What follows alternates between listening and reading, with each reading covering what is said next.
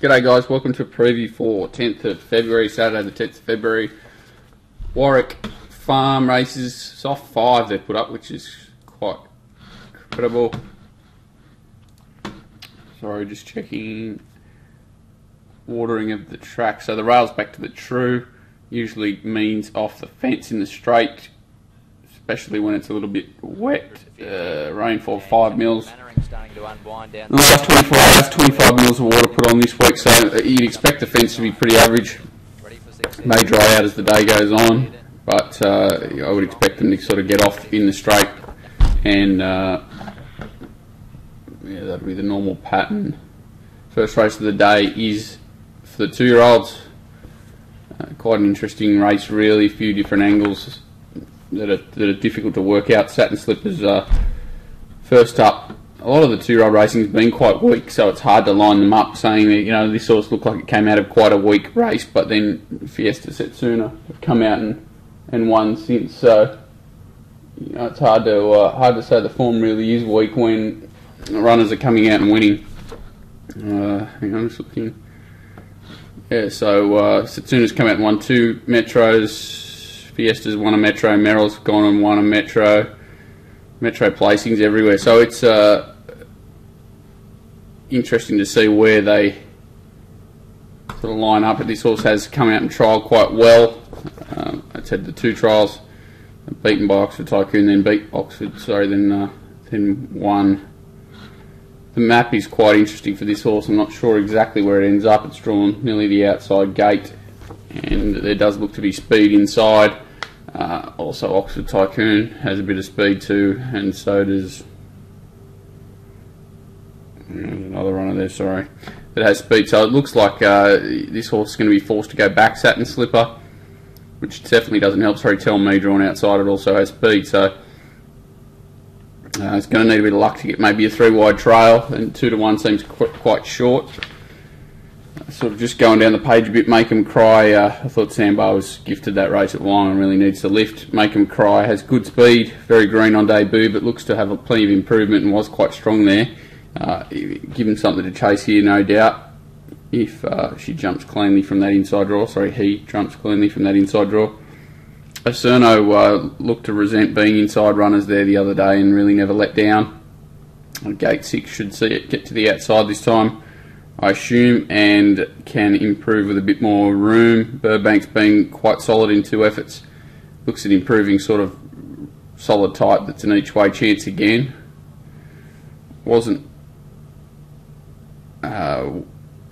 Didn't think, sorry, Phone Me or Fanine or whatever you want to call this horse, was bad on debut. Even though it's sort of stuck wide, it was quite a slow tempo, and the extra 100 metres looks to suit. Not hopeless. Oxford Tycoon's tried up really well. Thought it looked strong in both its trials. Gets the right run and just needs a bit of luck from that draw at the right time to be racing well. Partners and Spiritual Pursuit I was happy to risk, even though it trialled okay. And Tell Me is the one that I thought looked very interesting. Looks quite fast. I think that draw sort of helps to push the button early, and should run quite well from that gate. Just a matter of, I don't think it'll find the front, so it's not going to be an easy task. Sorry, just one sec.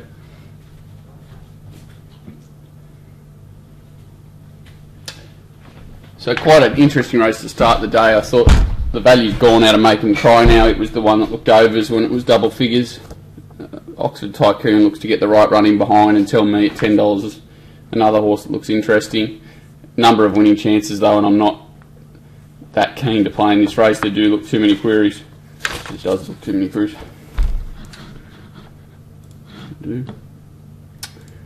Race 2, 2400 metre race, never my favourites. I thought just quickly that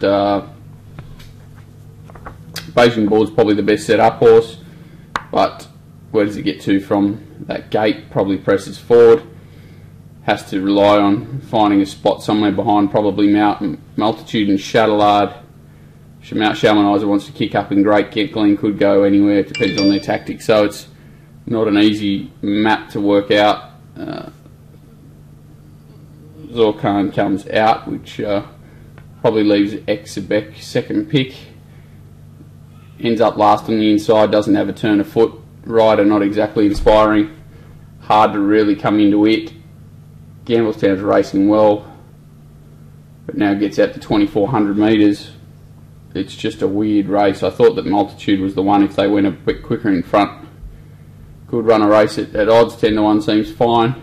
I'm not really keen to chime into Chatelard and Great Glen's mixing his form. Chamonix are struggling. It's just a bit of a poxed race really, but if we had to have a bet it would be Multitude on a small basis. Race 3 and the return of She Will Reign. Obviously a bit of soft ground won't hurt her. She's got some great form in there. I think it's a case of whether you want to be on her side or against her today, and I probably want to have a shot against her. I think Limbo Soul's a very interesting horse. I would have preferred a firmer track first up for her, but does look to possibly get straight to the front with the stablemate sitting outside it. That's always a great setup. She Will Reign in behind them. You know, she's got that much class. She's probably going to find a run. It'll be similar to that horse last night at Canterbury, that even if she's held up, she's probably good enough to overcome it. But I think Limbo Soul will give her something to chase, and does look the value of the two around the $6.50 mark in early betting. I'd be happy to spec her on a small basis. Acume's another horse I've got good time for, but these horses may be a bit quick for over 1100. So Limbo Soul from She Will Reign, race 3. Race 4. This is probably the hardest, deepest highway I've ever seen. I could make a case for nearly every single runner in the race. Definitely can for my Tagerson, Forever New York, Volpes, Conniving. I didn't think it was going as well as it could, but this stable brings them down when they're ready to go, not usually wasting time, so you have to respect that. Hide Seek can win, definitely. Not an easy task first up, but can win. Under the Thumb can win, racing really well. O'Lordy back to 1200 I think suits this horse, especially in a big field, can win. Hoffer's trialled really well, 33-1, can win. McPhee Lass is an enigmatic type that had a really long first prep, and if she's dealt with that and come back better, she can win. Try a little harder as Airborne. $3.40 short enough with that rider for mine from the gate.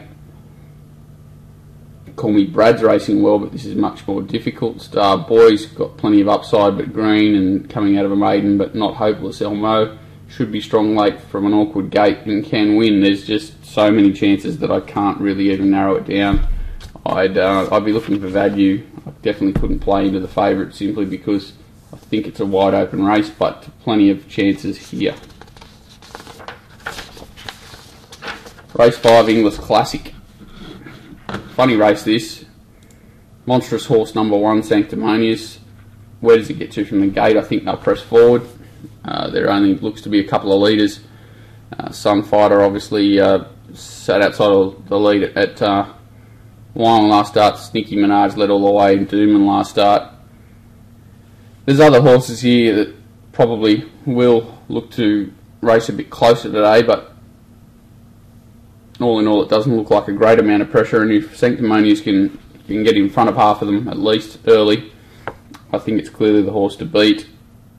Ballistic has trialled up really well. Has shown a nice turn of foot on a couple of occasions and draws a nice gate to be able to hold a position and looks extremely well placed. I thought the stablemate Tar Shanson at 60-1 was an enormous price. I thought its first start you can totally forgive it. Gets the blinkers on from a wide gate today and looks the extreme value runner in the race. I couldn't put a lot between the rest of them. I thought there was not a lot to separate quite a few runners, and it just looked a silly price to me. Tar Shanson off a what looked a bit of a disappointing effort its first start at Wyong, but to me was just a complete forgive. So there, Sanctimonious and Ballistic are clearly top 2 picks from Tar Shanson. For me, looking to risk the Queensland form of Sneaky Minaj, first time in Sydney. Race 6, Eskimo Print Stakes. Cedric Quebec will try and control the race from probably outside another sin. 1200 metres at least is you know, what he's after, probably a little bit further even. They don't trial any better than Kementari did coming into this race. It just was under a throttle-like hold and looked to have come back really strongly.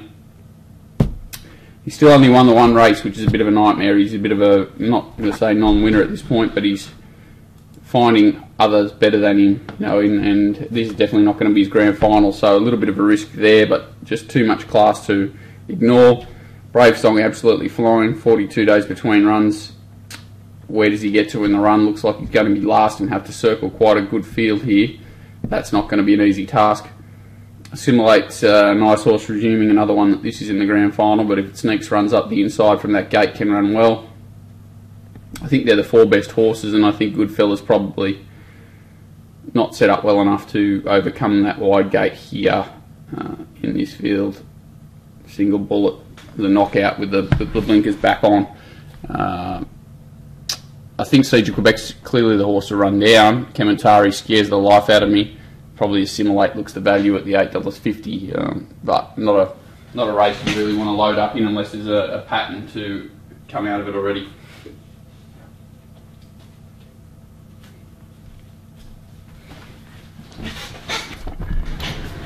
Race 7. Breeders' Plate, another race where there's no distinct pattern to a lot of the on-pace runners, like where they're going to be. Memes obviously is going to go straight to the front, so not on pace. The horses in the betting. Memes crosses. Bonnie O'Reilly's got the chance to cross the ones inside it, but I'm sure that Egyptian Symbol and a few others have got that idea. I'd say Prompt Response lobs into a position sort of midfield very comfortably. Egyptian Symbol will be in a similar spot. Danish Twist probably last the fence. And then you've got this horse in this race called Natoya, who just is the query runner of the day for mine. Won a race by 10 lengths or whatever it was. Its last start, it's had 6-7 months off, more than that, 8 months off, and now resumes off the back of a trial where it looked like it could have jumped just under a throttle-like hold here. The horse has just got a bit of freaky X factor about it. 1200 metres obviously not its go, but it's just outside the leader here, Natoya. It's just a scary horse in this race at 20-1 that I wouldn't want to have beat me and go around a loser. I think Bonnie O'Reilly, if it was 1100, I'd be very keen. Can cross and do a bit of work and sprint off it, but 1200 makes her a little bit more vulnerable. Probably Prompt Response and Egyptian Symbol, the two most likely to be in the right spot to challenge. Danish Twist and Knockout if it gets all the luck.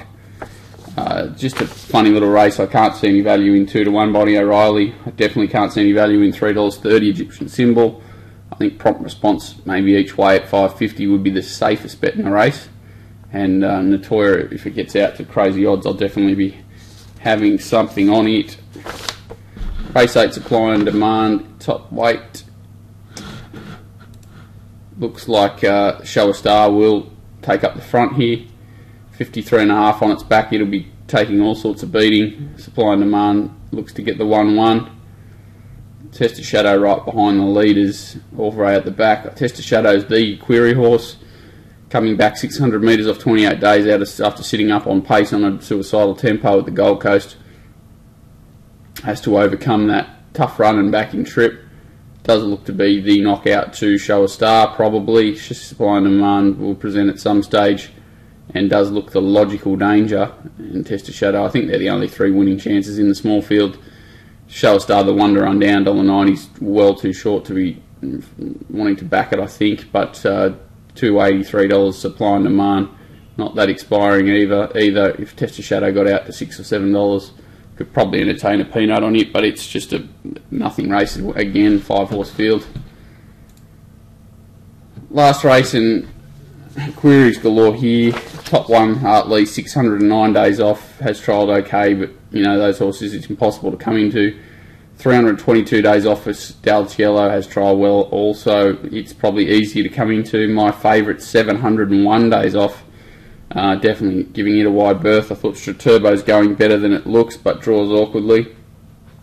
Echo Effect resumes with an apprentice aboard, not the easiest horse to ride from an awkward gate. Has the ability, but again, another query runner. Hieroglyphics is first up. for how long? Sorry, here we go. 259 days, assuming it goes back to last and ridden for luck here. It's the interesting. I like it fresh. I think it's a nice horse fresh. Fickle Folly's 42 days, so 6 weeks between runs. 5 weeks, sorry, 35 days between runs, and looks to get a nice enough time of it on speed here, which doesn't normally happen for this horse, who's just a tough on pacer. And if it even found the front, it could be a nightmare to run down. Kalama comes down from Brisbane, solid enough form, but gets back here and will need luck and tempo to suit. It's nearly Fickle Folly by default. I think Hieroglyphics is the other one that, if it gets all the luck, can run on. I'm scared of Echo Effect, but it's short enough. I'm a little bit scared of Straturbo, and certainly scared of Doubt Yellow. But these horses with the big weights resuming from long spells, just got to be a little bit wary of them needing a run or two to get to their peak fitness wise, even though they have trialled up okay. I think Fickle Folly is clearly the horse to beat, with just the 53.5 on its back and a soft run on speed. And Hieroglyphics is the one that I'm wary of getting late splits up the fence. Jason Collett, the perfect rider for this horse, and has a turn of foot that can get be scary late against these sort of runners. So that's a quick look at the day. Hopefully have a bit of luck. It's not an easy day. A lot of resuming runners from long spells and strange form lines coming together, which is what sort of happens in these English races, with horses coming from all over the place chasing decent prize money, even though they're not, the classiest types a lot of the time, so it makes it difficult. But there are some nice horses there, definitely, and we'll hopefully weed through them a bit. Thanks, guys.